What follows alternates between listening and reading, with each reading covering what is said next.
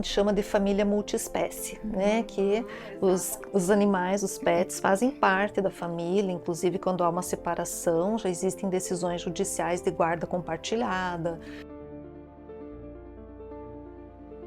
A gente gostaria até de poder trabalhar mais alguns projetos, mas por conta de não ter pessoal, a gente acaba não fazendo. Por exemplo, nós sempre pautamos pela parte educativa, e é uma coisa que Ponta Grossa praticamente não tem. O próprio gestor não conseguiu fazer isso.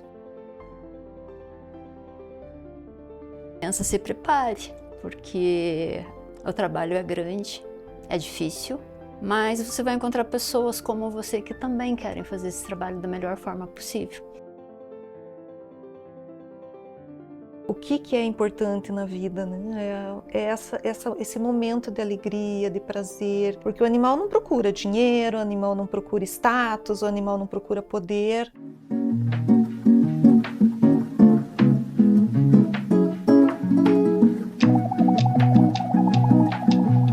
Entre uma xícara e outra, todo mundo tem uma história para contar. Eu me chamo Cauana. Meu nome é Roberta. Você já imaginou o pet que você tanto ama se perder e caso você não aparecesse em 3 dias para resgatá-lo, ele ser sacrificado?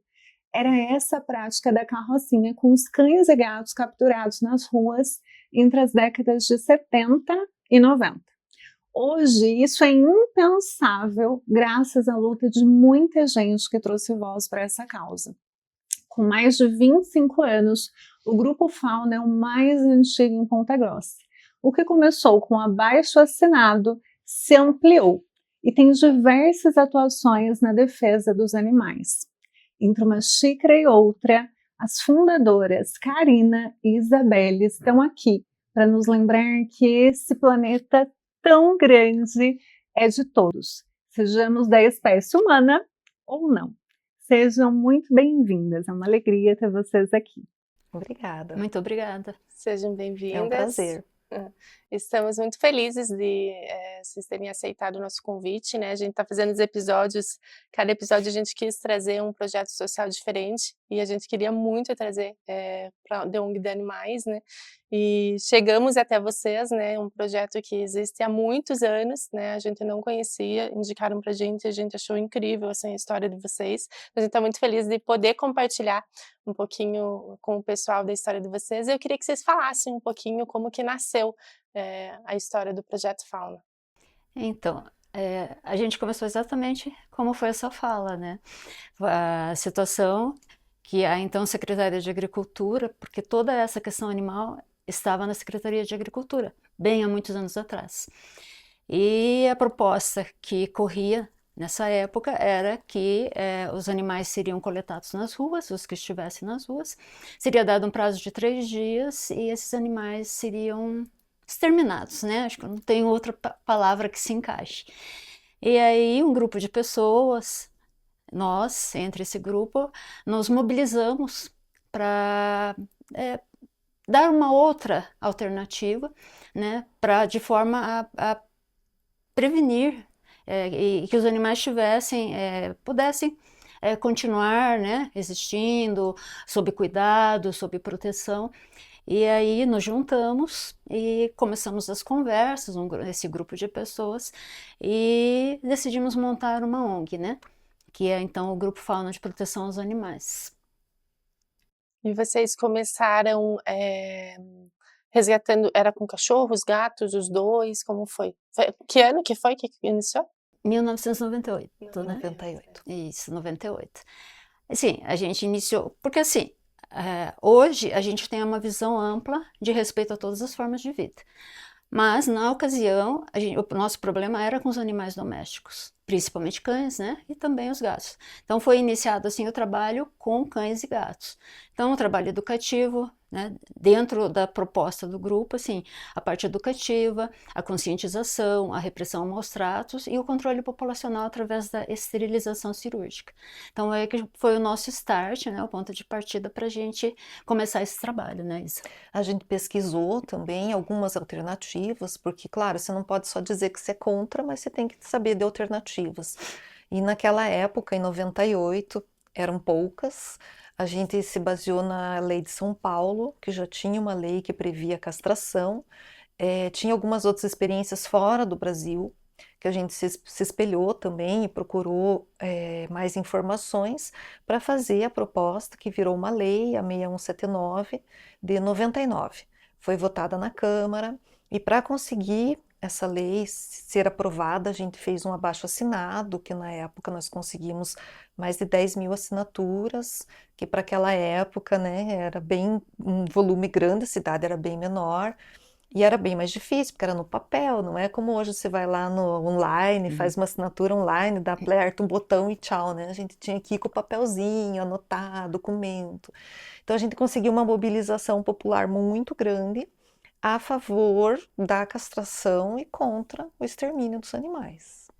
E como que era a relação até da população com esse tipo de iniciativa, né? Porque hoje, inclusive, o Brasil é a terceira maior população pet do mundo, né? Hoje a gente tem uma relação com os animais que eles são praticamente da família. Esses que a gente tem em casa, e como vocês falaram, a visão, né, dos animais também foi se ampliando, da vida a ser protegida. Eu fiquei pensando naquela época, né, há quase 30 anos atrás, como que era essa relação? Era da mesma forma que a gente percebe? Tem uma diferença muito grande que vocês foram acompanhando ao longo da história? Hoje a gente chama de família multiespécie, né? Que os animais, os pets, fazem parte da família, inclusive quando há uma separação, já existem decisões judiciais de guarda compartilhada, tem toda uma outra visão. Mas quando a gente começou, não era nem perto disso, né? A gente era muito discriminada por se dedicar aos animais, até hoje ainda é por algumas pessoas, né, que não evoluíram com o tempo, e existe muita discriminação, mas naquela época era muito pior, inclusive com relação à castração, porque era um procedimento muito diferente do que se via na época, né, então era bem complicado levar essa alternativa, levar essa temática. Hoje é uma temática que está na mídia, está nas redes sociais, todo mundo está acompanhando, mas naquela época nem perto disso. A gente diz que nós desbravamos o caminho das pedras, porque ninguém sabia nada de nada. A gente foi, pesquisou, como disse a Isabelle, elaborou a lei, né? Conseguimos um vereador na época que encampou o nosso projeto, conseguimos a aprovação da lei. Agora, o que a gente precisava era que a lei fosse cumprida. E aí você tem que ter um convencimento, você tem que mostrar para a pessoa que aquilo realmente é o que vai funcionar. Não adianta você ficar recolhendo animais e eutanasiando ou exterminando, né? Mas porque outros animais vão surgir, porque eles estão procriando. Então, assim, você cortar o mal na raiz é você esterilizar, é você castrar os animais para evitar que eles procriem. Então, se você castra hoje uma fêmea, num decorrer aí de 5, 10 anos, você evita o nascimento de centenas de animais que seriam eutanasiados na regra antiga. Imagina, deve ter até algum dado, né, antes disso e agora, né, como que tá esse controle, assim, não sei se vocês têm isso, assim, É que, infelizmente, aqui em Ponta Grossa, essa lei não foi muito bem cumprida, né? Então, nós tivemos muitos períodos de vácuo entre castrações públicas, porque isso é uma política pública, que a gente chama. E hoje já é reconhecida pelo governo federal como uma política pública ligada ao SUS de saúde única, que tem o projeto Pró Patinhas, né? Então, é a saúde única que hoje une pessoas, animais e meio ambiente. Só que aqui na cidade de Ponta Grossa nós tivemos muitos problemas assim de continuidade. Entra uma gestão, sai uma gestão, para tudo, começa tudo do zero, e isso impediu que a gente conseguisse fazer um controle como deveria ser, né? Então cada gestor vê de uma forma, a castração para resolver ela tem que ser contínua, ela não pode parar. Ela tem que ter um número de castrações de acordo com o número de animais. E isso nós nem sabemos quantos tem em Ponta Grossa, né? Nós não sabemos quantos animais tem. É tudo por chute. Então, quando você não sabe quantos animais tem, como que você vai saber quantos você tem que castrar para melhorar a situação, né? Outra questão é que tem que ter uma conscientização, uma campanha educativa, muito importante, para que você não deixe o teu animal ir para a rua. Porque isso antigamente era comum, né? E acontecia, só que hoje a realidade da cidade é outra. Tem a questão do atropelamento, de maus tratos, né? Então, você tem uma série a gente chama de guarda responsável, de atitudes que o tutor tem que ter com o animal para evitar também que o animal fique na rua, né? Então, infelizmente, a gente não tem como medir se houve uma melhora ou não. A gente acredita, pela nossa experiência, que houve uma piora.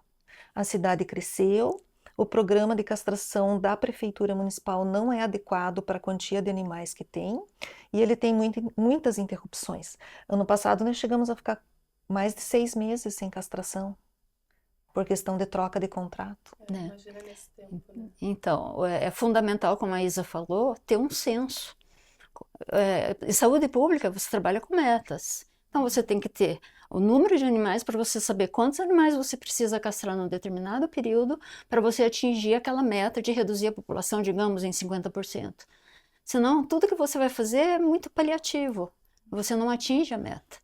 Então, você tem que saber com o que você está lidando. E isso, infelizmente, até hoje, eu me lembro de um único censo, assim, muito restrito que a prefeitura fez e não fez mais. Parece que o IPG andou fazendo, né, Isa, A gente teve alguma essa informação, coisa. mas não teve acesso. Só que assim, teria que ser muito mais amplo. Você pode até fazer por amostragem, mas você tem que ir em todos os bairros. Tem que ser uma amostragem, assim, bem ampla. Assim. Você não vai chegar na tua meta, né? A gente espera, assim, que com o podcast a gente acredita muito também, né, que pelo menos seja divulgado para mais pessoas, assim como a gente até estava falando com a Roberta, né, nossa, a gente pensar que existia isso, né, de pegar os cachorros para matar, né, hoje a gente pensa, meu Deus, que absurdo, né, mas e de trazer isso, né, que isso foi mudando com o tempo, eu acho que de passar mais para as pessoas que elas podem ajudar de outra forma, né, às vezes coisas que a gente não tem controle, muitas vezes na prefeitura, né, mas que bom que tem vocês para fazer por quem não tem voz, né, que são os bichinhos. E eu tenho, né, um gatinho e realmente acho que quem tem entende o quanto eles têm emoções muito parecidas com a humana, né? Então eu adotei também, eu digo, minha gatinha, ela mudou completamente, né? Ela era totalmente arisca, não pegava, ficou 2 dias embaixo do guarda-roupa. Eu ligava pra guria que eu adotei e falei, o que eu faço, né? E hoje ela é totalmente amorosa, né? Então, o quanto mudou por receber amor, por receber confiança, né? Que é muito parecido com o humano, né? Então, as pessoas, elas têm essa consciência de que os animais, eles também sentem, eles também precisam, né, dessa ajuda. Eu acho que quem não entende muitas vezes é quem não tem o apego por animal, não olha dessa forma, né, mas eu espero que com o podcast a gente alcance mais pessoas para ajudarem vocês, porque o projeto realmente é muito bonito, é muitos anos, assim, né, e que as pessoas também saibam como ajudar, né? Como que funciona hoje? Hoje vocês têm voluntários, quantas pessoas tem lá, né? Ajudando vocês, o que vocês precisam, como que é? Bom, a gente tem alguns voluntários, assim, que eu digo que são os voluntários do dia a dia, que estão presentes, que estão no nosso grupo de WhatsApp, que a gente troca informação, orientação, né, conhecimento com esse pessoal. E tem aqueles que eu diria que são os agregados, aquele pessoal que participa de eventos, feiras de adoção, né, palestras, esse pessoal está junto com a gente, mas não no dia a dia. Mas é aquele pessoal também que, quando necessita, eles também comparecem e auxiliam nos projetos. Então, a gente gostaria até de poder trabalhar mais alguns projetos, mas por conta de não ter pessoal, a gente acaba não fazendo. Por exemplo, nós sempre pautamos pela parte educativa. E é uma coisa que Ponta Grossa praticamente não tem. O próprio gestor não conseguiu fazer isso. Então precisaria que tivesse, que os protetores, as ONGs, o pessoal que tem essa capacidade, essa informação para passar, estivesse indo nas escolas, estivesse comentando, estivesse mostrando a realidade e como que a gente pode mudar essa realidade, mudando a consciência a partir da criança. Porque a criança, ela leva esse conhecimento para dentro da casa dela. E às vezes ela convence um pai ou uma mãe que não dão muita bola para o cachorro. Ela aprende na escola que o cachorro não deve ficar lá no fundo do quintal, amarrado numa corrente, comendo a comida que ficou no tempo, na chuva. Ela vai levar esse conhecimento para casa, e às vezes ela vai alertar o pai e a mãe. Então isso para nós assim é fundamental, é um dos tripés que a gente sempre tentou trabalhar. Mas assim, por falta de voluntários a gente não consegue fazer tudo. A gente vai fazendo, como a gente diz, a gente vai tapando buraco, vai apagando incêndio e vamos tocando, tentando melhorar a condição dos animais. Eu acho que uma coisa importante para a gente falar é sobre a mudança de paradigma que a gente teve em 2012 com a Declaração de Cambridge, né? Que declarou que os animais são sencientes. Então tem a ver com isso que você falou da gatinha. Então foram vários cientistas renomados que declararam oficialmente que os animais sentem. Eles sentem dor, medo, né? Angústia. Então houve uma mudança de visão das pessoas a partir disso. Claro que é uma coisa que demora, não é uma coisa imediata, demora, mas para ver o animal de uma outra forma, né? Porque quando a gente tinha esse meio rural antigamente, o animal era para uso, né? Para uso no meio rural. E a partir do momento que eles foram entrando para dentro de casa, para os nossos lares, as pessoas foram percebendo como eles são diferentes, né? Um gato é diferente do outro, um cachorro é diferente do outro, eles têm personalidades completamente diferentes. Tanto que quando uma pessoa vai adotar, a gente sempre orienta, você tem que ver um animal que se identifique com você, porque realmente tem várias personalidades e eles têm o sentimento próprio, né? Então acho que é importante, isso foi uma mudança muito grande que a gente começou a perceber e agora a gente vai trabalhando com isso e tentando orientar as pessoas também, porque às vezes as pessoas acabam não percebendo esse tipo de coisa. E esse é um ponto importante, inclusive nesse momento da adoção, né? Que tipo de orientação, que tipo de informação educativa mesmo é importante para que as pessoas tragam essa responsabilidade, tanto na hora de escolher, de tomar essa decisão, porque às vezes a pessoa faz isso no automático, olhando apenas para a própria necessidade, né? E tem a necessidade do outro ali para ser observada também, como vai ser essa rotina, de cuidado. O que vocês orientam, que entendem que é importante que as pessoas considerem nesse momento da adoção? Eu acho que geralmente as pessoas quando chegam, elas já chegam meio definidas. Eu quero um gato, eu quero um cachorro de porte pequeno, porque minha casa não é grande, não tem espaço. Ou eu quero um cachorro grande, porque eu quero que ele cuide do ambiente também. Mas a gente procura mostrar para a pessoa que a par, digamos, entre aspas, dessa utilidade que o animal vai ter para ela, ele é uma criatura que vai sentir, que vai se apegar. E a gente acredita também que a pessoa que tem sensibilidade vai se apegar no animal. Não é difícil você se apegar no animal que te dá tudo, né? A gente dá o cantinho, a gente dá a comida, mas o animal te entrega tudo, né? A vida dele inteira ele entrega para você. Então a gente procura conscientizar isso, os cuidados básicos, tá? Inclusive assim, olha, hoje você quer adotar, você tem condição de adotar. Mas daqui a uns tempos, se por exemplo você for mudar de casa, você vai levar esse animal com você? Você vai lembrar desse animal quando você for comprar a tua casa nova? Ah, você vai comprar um apartamento, você não pode levar porque o cachorro é um cachorro de porte grande. E daí, como é que vai ficar? Então a gente procura mostrar essa visão para as pessoas sentirem a responsabilidade que elas têm. Não é só um animal, é um ser vivo e vai conviver com ele e vai fazer parte da família. Então, se não for para ter essa visão, melhor não pegar. Deixe que outra pessoa que consegue assimilar isso adote, né? É uma coisa que isso a gente aprendeu pela nossa experiência, né? Com as devoluções ou com os abandonos.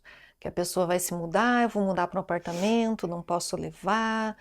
Sempre pode, né? Mas tem aquela história que eu não posso e tal. E a pessoa nem pensa no sofrimento que é pro animal. Porque é uma relação de anos. Nós já tivemos casos de animais que ficaram com a pessoa por muitos anos. E a pessoa quer se desfazer. E para o animal é muito traumatizante, porque ele já tinha uma rotina, principalmente os cães e os gatos, né? Que tem muito apego à rotina, à pessoa, à casa. De repente vai mudar tudo na vida dele. Então as pessoas acabam às vezes não pensando esse tipo do que a atitude delas vai causar para o outro, né? Como a gente estava falando em empatia, é uma empatia, você tem que se colocar no lugar do animal.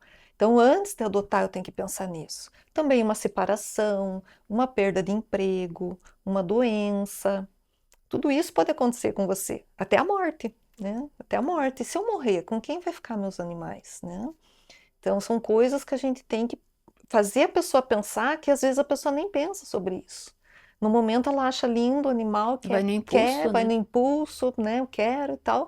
Mas a gente tem que levar essas informações para que seja uma adoção bem consciente. E eu tive um caso bem recente agora, desculpe. O rapaz adotou e um mês depois devolveu porque se separou. E olha, eu tinha conversado, gente. Eu costumo ir na casa antes, sabe? Eu vou na casa, às vezes dou alguma dica de ambiente, de espaço para o animal. Mas mesmo assim, um mês depois ele devolveu o cachorrinho. Tá comigo aí, por sinal tá produção. Nosso podcast existe com a parceria da DAF Caminhões, uma empresa que tem feito história pelas estradas do Brasil e do mundo. A Spazem Porunã também está aqui conosco, um lugar para viver uma pausa e colecionar memórias bem pertinho da natureza. Lá você encontra Feito a Mim com produtos sustentáveis e artesanais em São Luís do Porunã. Casa Frutifique, que faz as trufinhas deliciosas que vocês veem no podcast e é um verdadeiro refúgio na cidade. Seja para almoçar ou tomar um café, sua presença sempre será bem-vinda. Nessa temporada, a Fruti vai presentear os ouvintes, então assista até o fim para não perder essa novidade. A Tempo Padaria Artesanal oferece pães de fermentação natural e outras delícias. Tudo feito sem pressa e com muito afeto. E aqui no Equalab, nesse cenário lindo onde estamos gravando o nosso podcast, e você também pode gravar o seu. Tudo aqui é feito com muito carinho para você. Que triste isso, né? Essa devolução, assim, porque eu às vezes saio, sei lá, vou jantar. Eu fico pensando, nossa, eu vou voltar porque eu sei que esse é o horário da Tininha, que ela gosta de carinho. Que... Eles têm uma rotina, eles têm né? Ou se vai viajar, com quem vai deixar, fica com o coração na mão, né? Então, realmente tem que pensar em tudo. Até que pode ficar doente, que você tem que levar no veterinário, que você tem que ter esse cuidado, né? Então, mas que é maravilhoso. Eu acho que quando a minha primeira decisão de adotar foi para fazer companhia, né? Porque eu morava sozinha. Eu falei, vou pegar um bichinho para me fazer companhia. Mas aí você começa, você apega, você cuida, né? Você acaba... Eles entregam Hoje tudo. você é a assim, companhia dela. E agora que que eu rompi o tendão daqueles que eu fico mais em casa, nossa, ela mudou mais ainda. Ela vem no colo e fica, e amorosa, que eu acho que eu tô mais tempo com ela, né? Então, realmente, essa troca é muito boa, mas a pessoa, ela tem que se entregar para aquilo, ela tem que saber que tem que cuidar, né?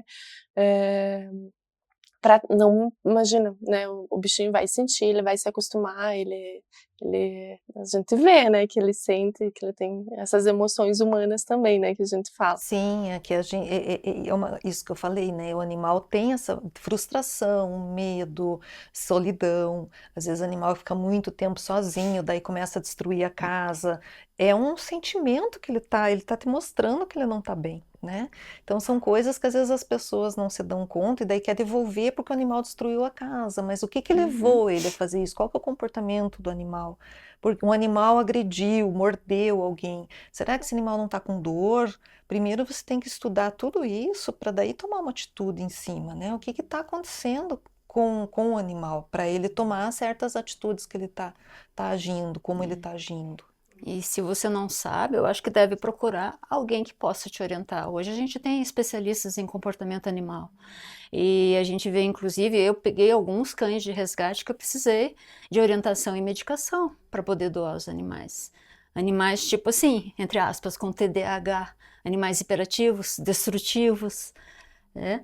E a pessoa te devolve, e a pessoa te devolve o animal porque, que nem uma vez o rapaz adotou, ele tinha uma moto, a cadelinha comeu o assento da moto. Ele me mandou a foto, ó, não posso mais ficar porque ela fica sozinha em casa, ela pronta.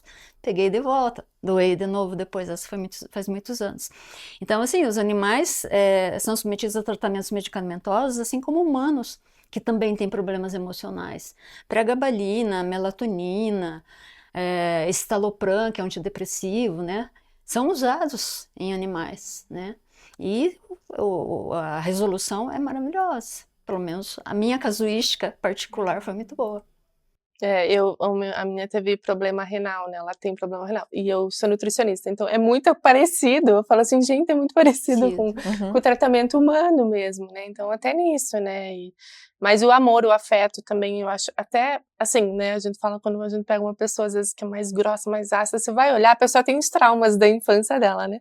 E o animal também, né? Então, muitas vezes ele tem esse comportamento porque foi maltratado, porque veio, né, de um lugar que não era bem cuidado, né? E isso exige ali um tempo, talvez, de cuidados para ele mudar também, né? Assim como os humanos, né?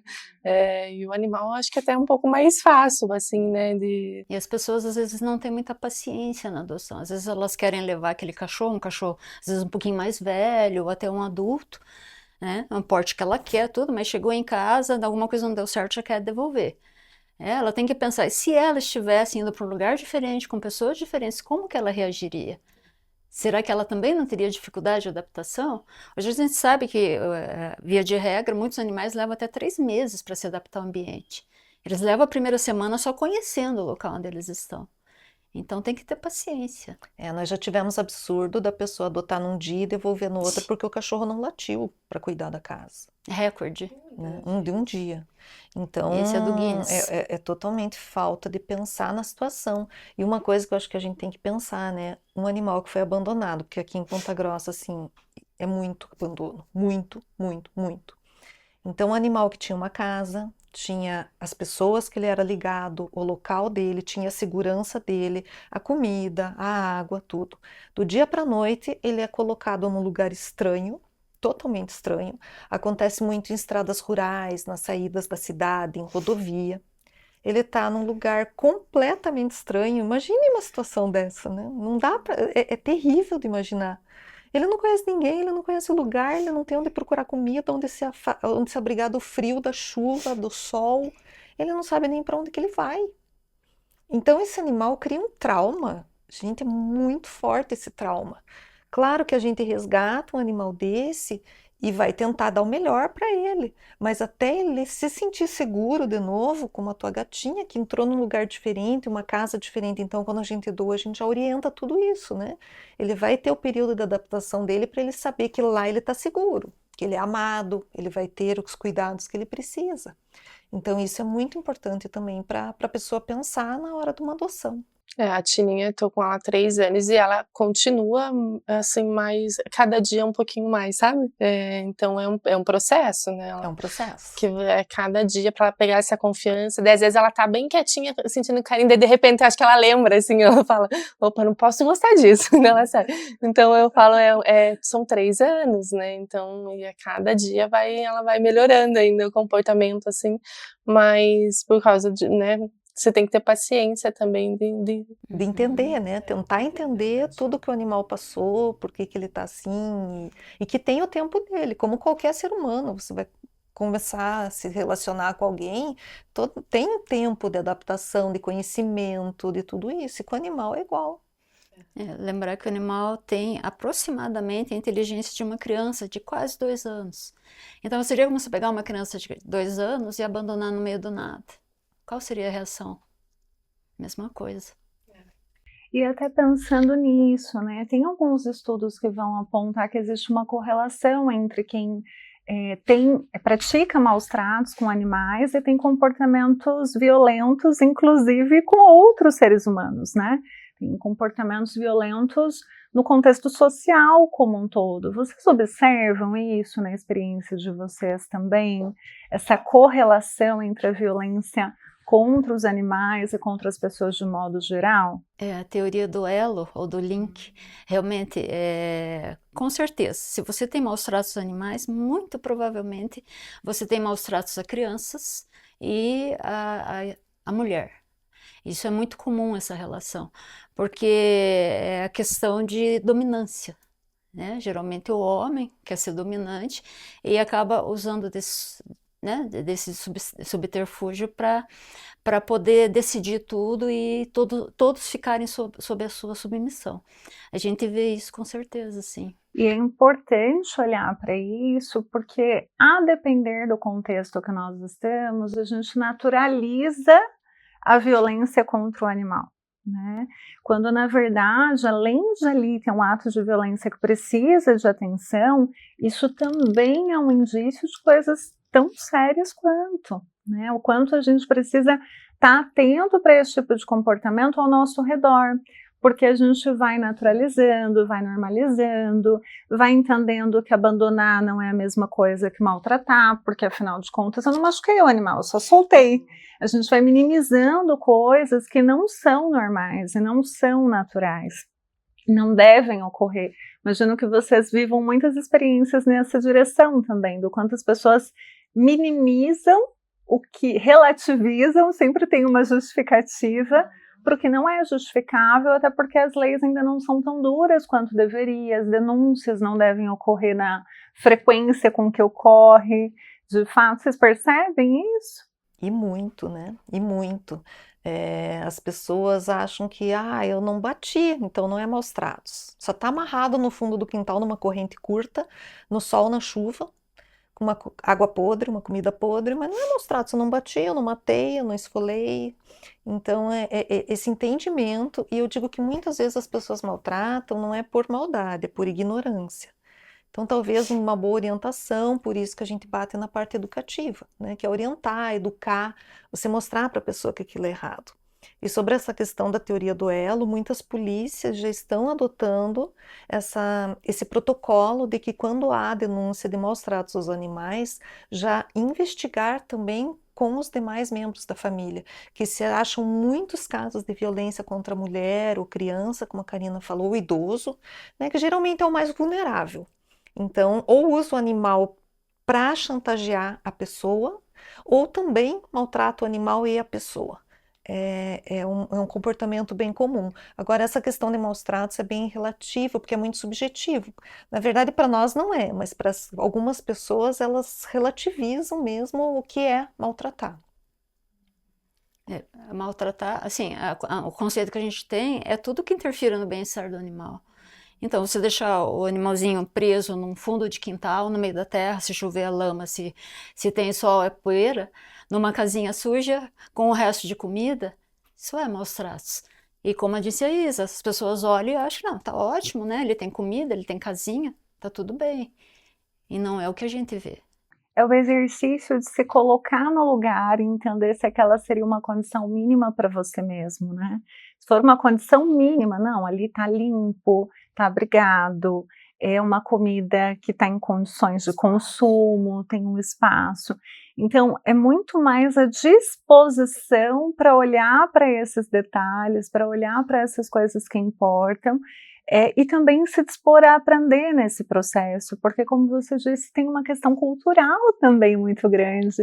São mais de quase 30 anos do projeto de vocês, e a gente está atravessando essa mudança cultural de uma maneira muito intensa, então que a gente se disponha a aprender, a orientar as crianças, que não é só eu quero um cachorro de presente, é muito mais do que isso, porque às vezes a criança não dimensiona a responsabilidade que ter um cachorro na família, um pet, né, seja a escolha que for, o que aquilo representa.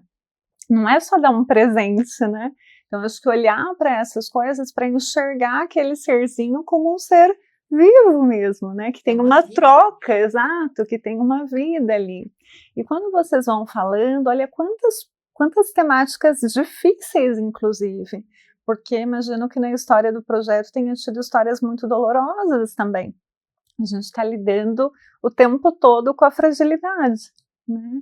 O que levou vocês para essa causa? Né? O que de fato na história de cada uma trouxe e manteve, né? Porque vocês também ficaram ao longo de todos esses anos.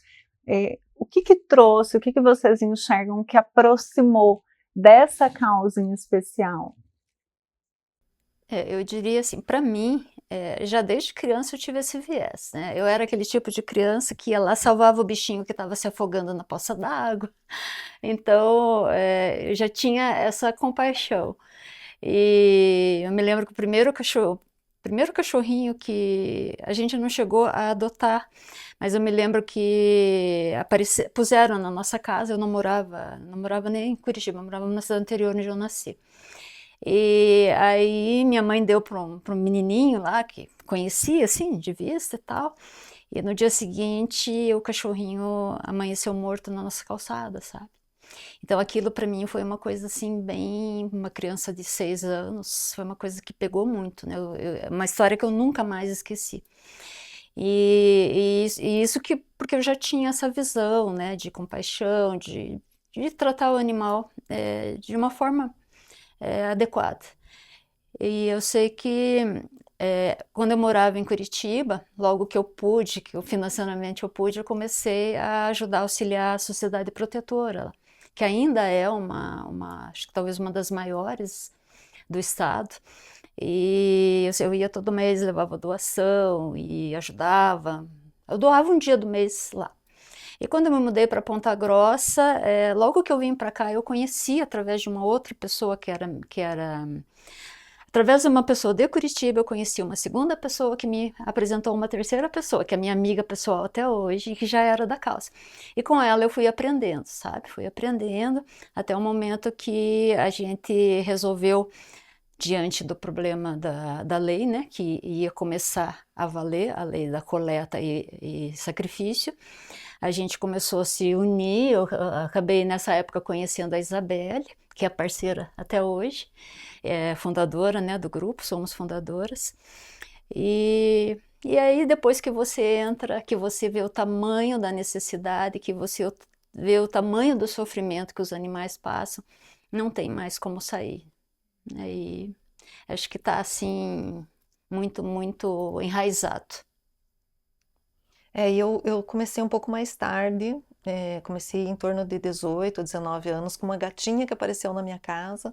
Comecei a cuidar e daí comecei a despertar esse amor pelos animais. E eu sofria muito de ver o sofrimento deles, né? Eu ficava muito nervosa, sofria e sozinha.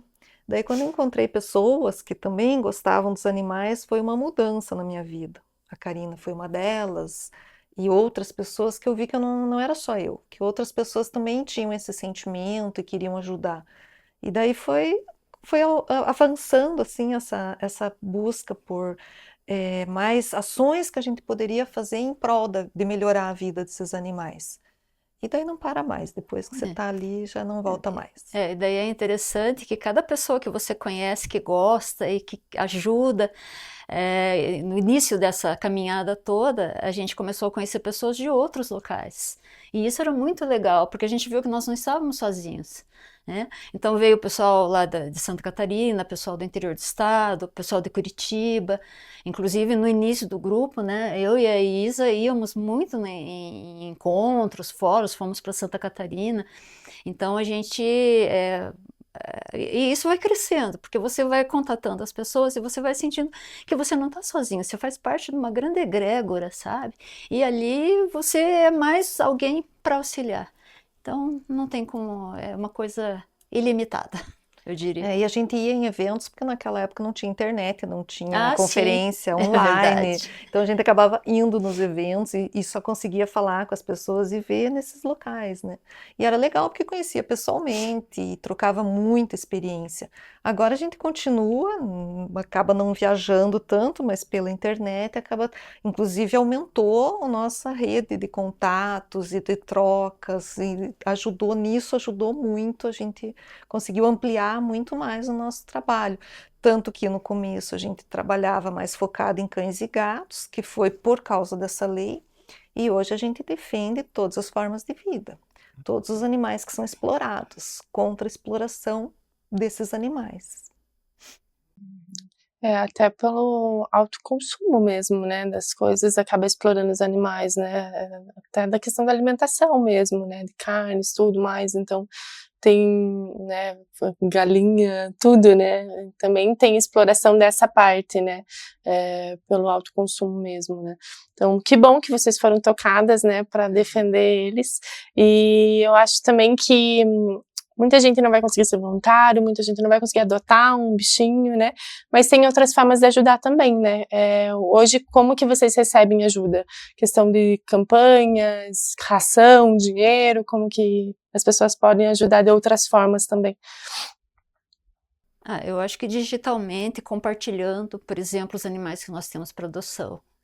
É uma coisa super fácil, não exige.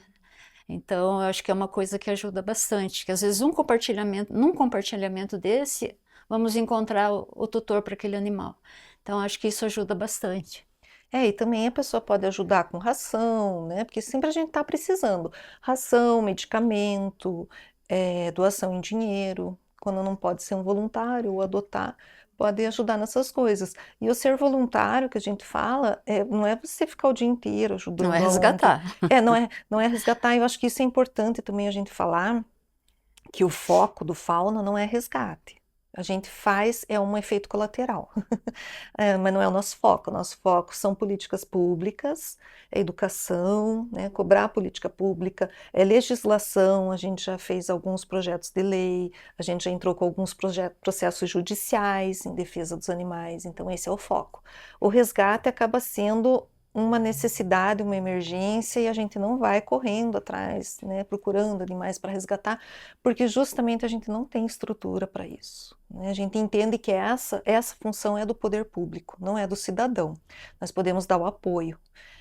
E também estrutura física, financeira, emocional, que tem muito custo envolvido nisso.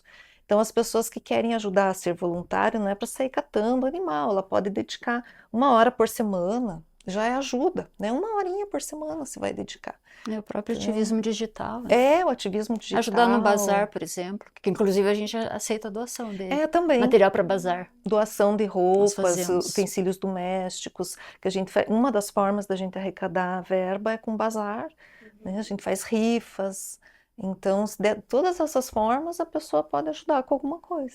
Ajudar nessas campanhas também, né? Ou doação de material, tipo caminha, tipo roupinha. Isso também, tudo é útil. Às vezes o que a gente não vai usar, a gente repassa para uma outra pessoa, um outro animal, né? E até de compartilhar mesmo, né, na rede social, acho que de aumentar mais um alcance de pessoas, né?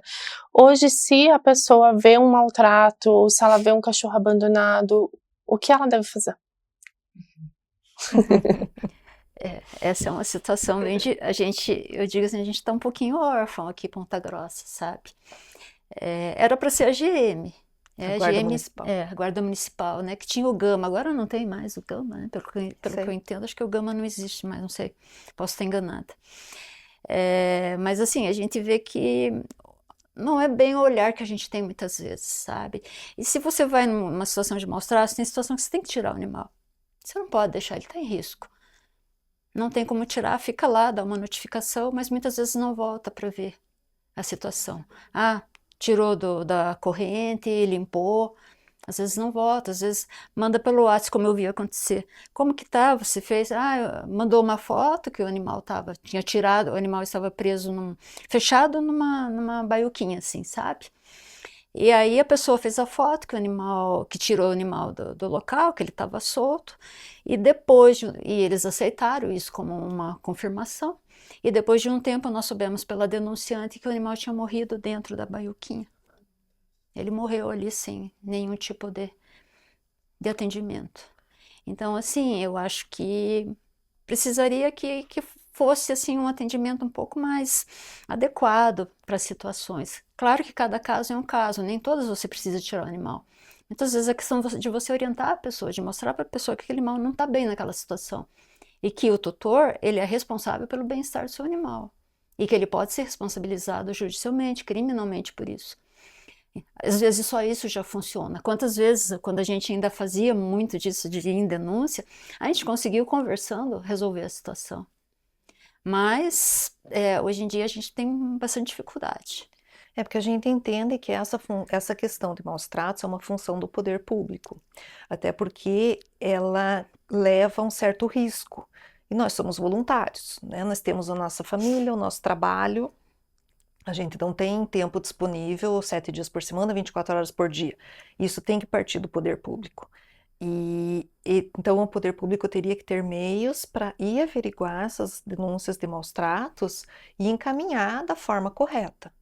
Mas, infelizmente, a gente tem muita dificuldade com isso, né? Bastante dificuldade para que esses casos sejam resolvidos. Mas, independente disso, a pessoa que vê um caso de maus tratos, ela tem que contactar o 156 da prefeitura, que é a ouvidoria, né? Que tem que passar para o 156 esse caso, se não for um flagrante. Se for um flagrante, é no 153, que é a Guarda Municipal. Uhum. E aí ficar de olho. E eu acho que Acompanhar. e é importante isso que vocês falaram da conscientização das crianças, eu acho, né? É ali que tem que começar, né? Para não se tornar um adulto que vai maltratar, ou às vezes já nasce em um ambiente onde tem, né? Sei lá, o pai bate, né? No animal e acaba se tornando normal porque nasceu naquele ambiente, né? Então eu acho que ali, acho que isso que vocês falaram para mim ficou muito ali que tem que, então talvez os voluntários, né, possam ajudar mais nisso, né, de ajudar nessa conscientização. E até quem está ouvindo mesmo, né, acho que de compartilhar isso, de ensinar a criança, de mostrar, né, quem tem ali um contato com uma criança, de mostrar o que o animal ele sente, né, então acho que isso vai ajudar muito lá no futuro, né. E a criança, ela está mais aberta a aprender. Ela está mais aberta a esse tipo de informação, ela já não tem uma consciência formada a respeito daquilo, então ela vai aceitar melhor. Normalmente criança tem uma empatia muito grande com animais, isso é uma coisa mais fácil de trabalhar. A gente tem um projeto de parceria com o EPG, tem um projeto de extensão da UEPG que trabalha a parte educativa. Tem música, tem livro, que é feito em algumas escolas e tem uma aceitação excelente. A gente percebe isso com as crianças. A gente vai fazer uma palestra, elas adoram contar causo e às vezes contam até coisas ruins que os pais fazem, mandam fazer com os animais, então a criança tem essa inocência e a gente vai plantando aquela sementinha para mostrar como que ela deveria cuidar dos animais, né? Inclusive os livros levam para essa linha, são uma coleção de livros, Histórias Sem Fim. A historinha não tem fim, a criança cria o final. Então ela pode dar um final legal para a história, daí que a gente vai percebendo o relacionamento dessas crianças, né? É bem importante esse trabalho educativo. Que legal. Esse livro, ele existe para comprar? Já são 9 livros da coleção, foi a professora Gisele do IPG que criou os livros, né? Alguns foram doados para as escolas municipais, já foi feito um trabalho com algumas escolas, e é um livro que foi editado e tem disponível no projeto do Cão Comunitário da UEPG. Tem a página, né? Tem uma página. Muito joia. E até aproveitando esse gancho que a gente está falando aqui das crianças, e nós também, né, sermos o exemplo para elas, né, porque as crianças aprendem muito observando o mundo, então que a gente como adulto assuma a nossa responsabilidade, mas olhando para elas a gente tem um quadro aqui no podcast, né, Entre uma Xícara e Outra com o Tempo, que é ofertado pela padaria artesanal Tempo, lá tudo é feito sem pressa, com muito carinho, com espaço aconchegante para as pessoas poderem ter esse momento de troca. E se vocês tivessem a chance de tomar mesmo, né, um cafezinho, um chá, com a criança que vocês foram lá com 6, com 10 anos, o que vocês ouviriam, o que vocês diriam, olhando para tudo isso que vocês já viveram, né? Para essa semente de afeto, de cuidado com outros seres que talvez em alguma medida tenha sido plantado lá atrás. O que vocês visualizam de uma conversa como essa com as meninas que vocês foram? Que pergunta difícil. Muito difícil. Olha, eu acho que ia dizer para essa criança se prepare, porque o trabalho é grande, é difícil, mas você vai encontrar pessoas como você que também querem fazer esse trabalho da melhor forma possível. E esse companheirismo vai ajudar bastante. Eu acho que o que a gente tem de importante é a nossa união, a união dos protetores, a gente sempre fala isso para todos. Porque, claro, às vezes tem um que pensa um pouquinho diferente, às vezes, né, existem situações assim um pouquinho conflituosas, mas a nossa força em prol dos animais está na nossa união. Eu diria para essa criança, se prepare que a luta é árdua. Mas a convivência com os animais é maravilhosa. Ah, com certeza. Tem uma recompensa. Tem Com uma certeza. recompensa, a gente aprende muito, eu aprendi demais nessa militância, nesse tempo de trabalho. Eles nos ensinam, né? Eles nos ensinam muito, e se a gente tiver a humildade de parar e aprender, a gente consegue aprender muita coisa e evoluir muito também, né, com eles e perceber o que que vale, o que que importa na vida, que um carinho na cabeça importa mais do que tudo. Quando você chega em casa que o teu animal te pede aquele carinho, é o momento mais feliz da vida dele, que é o momento que ele está interagindo com você. E na nossa vida, às vezes, a gente acaba se desviando, né, para algumas outras coisas e não percebe o que que realmente é importante. Eu diria para essa criança que o que que é importante na vida, né? Esse momento de alegria, de prazer, porque o animal não procura dinheiro, o animal não procura status, o animal não procura poder, ele procura amor, carinho, diversão. Então, pensar em que é importante mesmo na vida da gente. Lindo. Ele quer o tempo, né? O tempo de qualidade ali, né? Com você. Exatamente, o tempo. E também a gente tem uma pergunta que eu gostaria de ver se vocês falaram do livro, né? Mas alguma indicação de livro, filme ou alguma frase, né? Que vocês queiram deixar aí para o pessoal que venha de vocês. Pode ser da parte dos animais, pode ser de vocês do pessoal também, né? Eu acho que, olha, de filmes que eu assisti, gostei, acho que o Marley é muito legal, né? Porque o Marley mostra aquela evolução, um cachorro que era um cachorro que tinha seus problemas, mas foi amado, né? E a perda dele gerou uma comoção muito grande para aquela família. Nossa, eu choro rios. Eu acho que o Nesse Marley filme. foi, assim, um negócio bem legal, um filme muito legal. E Você quero até você lembra fazer de algum?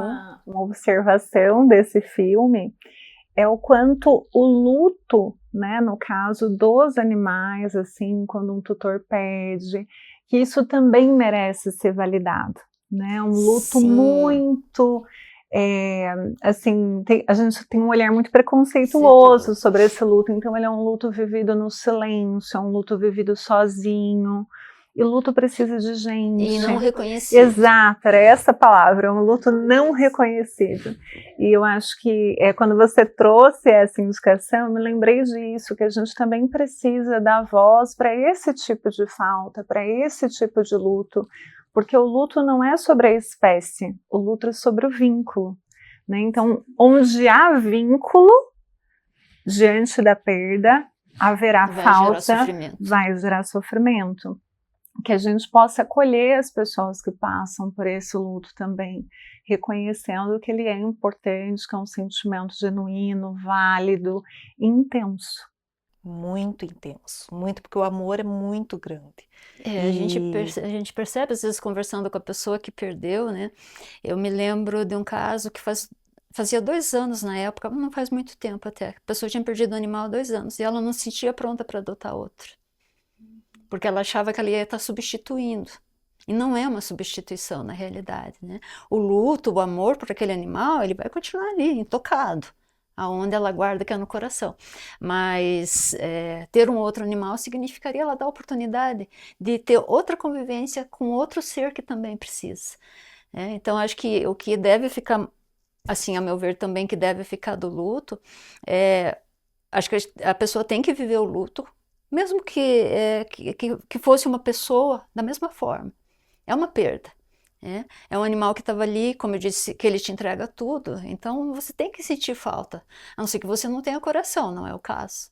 Então, assim, viver esse luto, mas deixar partir também, porque todos nós vamos partir um dia, né? Não vamos ficar, como se dizia antigamente, não vamos ficar para semente.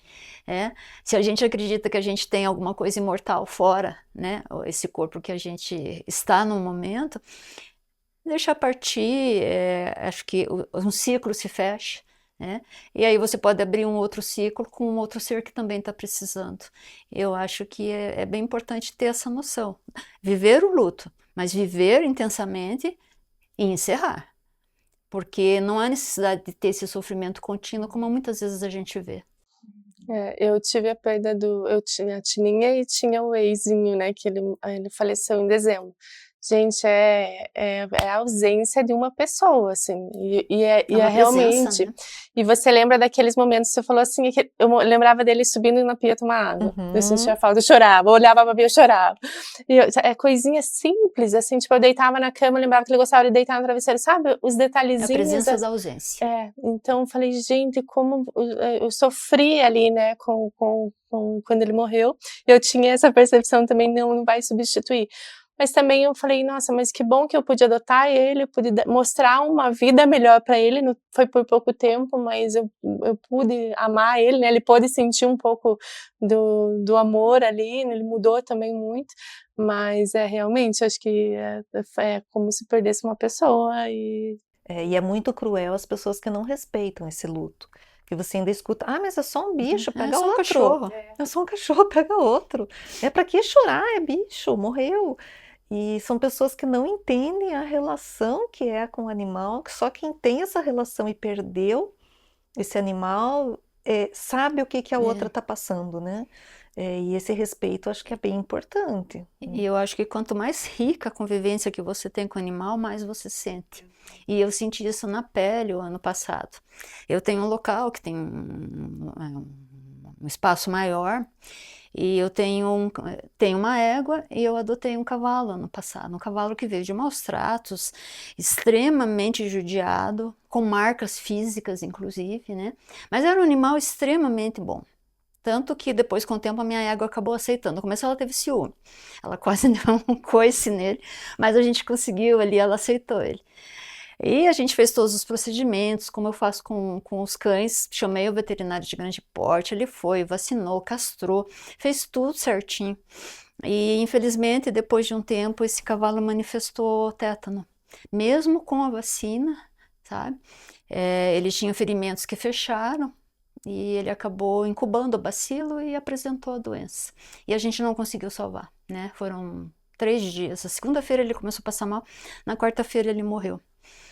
E, gente, eu não me lembro, acho que de uma morte que eu chorei tanto. Vocês não têm noção. Foi assim, bem traumático. Eu levei um tempo para superar, até hoje, para falar é difícil. Mas eu sei que eu fiz o melhor por ele, né? Então, eu entendo o luto das pessoas que perdem seus animais. É muito doído. É um vínculo que a gente cria muito grande, assim, né, com eles. Mas é pensar isso, né, que bom que ele pôde encontrar você, um Sim. pouquinho da vida dele, né. Ele ficou 3 meses comigo, mas acho que foram os 3 meses que valeram por toda a vida. Melhores meses da vida dele, né. Que talvez foi amado e cuidado. Que talvez ele não teria tido, né, se não tivesse. Ele ia morrer na situação que ele estava. Ele já tinha caído uma vez, aí o pessoal conseguiu pôr ele em pé, aí os então tutores, não dá nem para chamar de tutor, né? Levaram ele, e a pessoa que tinha feito o primeiro atendimento voltou, queria retirar ele lá, porque sabia que a situação era muito crítica, sabe?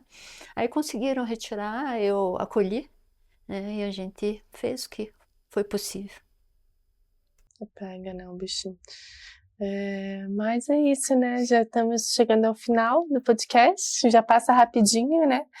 A gente quer agradecer muito a presença de vocês, acho que foi um podcast muito rico, assim, também pra gente, né? Né, essa questão das emoções dos animais, de cuidado, né? Espero que toque cada pessoa que ouvir, que assistir, até para compartilhar mais, né? Para ajudar de alguma forma, né? Então que isso né, ecoe aí no mundo. Queremos agradecer também os parceiros, né, que colaboram para que o podcast aconteça, né, para que a gente possa também trazer esses projetos sociais para a gente divulgar aí para o mundo. E deixem as redes sociais de vocês, né? Até a Isabelle, se quiser indicar o livro também, que a gente... é verdade. O livro que eu indicaria. As redes sociais, né? Os contatos de vocês também. O livro que eu indicaria não é um livro muito fácil de ler, que é Libertação Animal, mas que mudou a minha vida, assim, é um livro pesado. Peter Singer, bem pesado, mas mudou a minha vida, a minha visão com relação aos animais, foi bem rico. Realmente. Mas ele é pesado, eu já aviso de antemão, assim, que não é nada de final feliz e alegre, né? Então, mas é um livro necessário. Acho que para quem quer entender os animais é um livro bem necessário, bem importante. Porque é aquele enfoque que a gente falou de respeito a todas as formas de vida, né? Então, e fala do especismo, que é essa ideia de que o ser humano está superior a todos. Não está. Nós estamos, na realidade, nós estamos juntos com os animais. Nós pertencemos ao mesmo sistema que eles. Né? Com tudo, né? Os animais, a natureza, né? Então, a gente tá tudo... Somos parte, nós estamos acima, né?